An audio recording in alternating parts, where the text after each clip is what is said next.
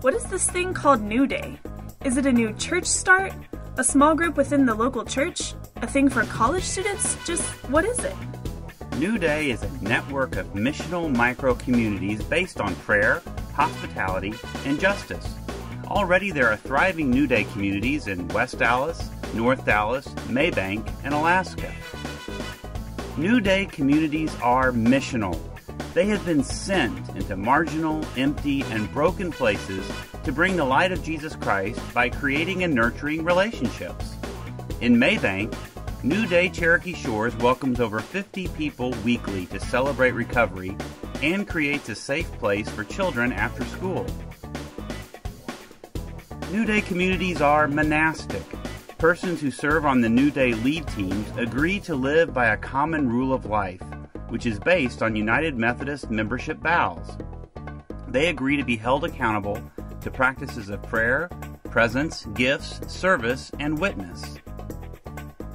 And New Day communities are Methodist. New Day isn't a new or original idea. John Wesley was doing missional micro-communities before they became cool. The early Methodist societies, classes, and bands were all places where people lived by a rule of life. 3 rules to be precise.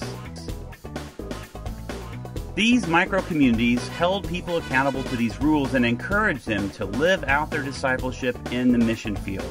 As a result, the early Methodists started schools, built pharmacies, visited prisons, and cared for orphans and widows. Okay, sounds good. But what does it have to do with my church? Consider your church as a boat in mission to the world, following the waves of the Holy Spirit. New Day communities are like little lifeboats being sent into even deeper waters. Your church can be an anchor church for these lifeboats, a steady, stable presence that will anchor New Day in a larger community of faith. The New Day lifeboats have a home base that will pray for them and support them.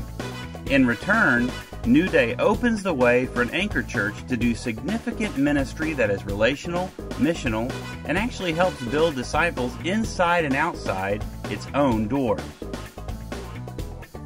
For example, New Day Garland helped First Rowlett identify an important mission field in the North Dallas area, the growing refugee community in Vickery Meadows and the Indigo Apartments. The church is starting a new ministry called Project Daraja to help refugees transition smoothly into their new communities. As a result, the church itself is becoming more vital and has recently had to start a new Swahili language worship service.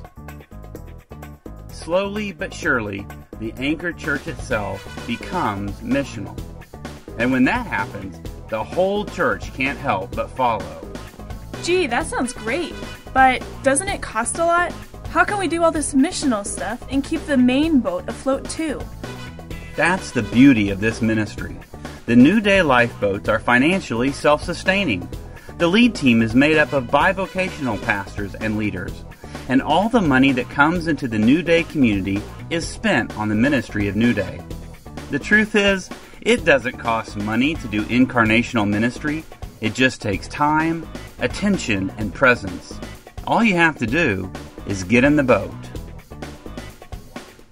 The people of New Day, missional, monastic, Methodist.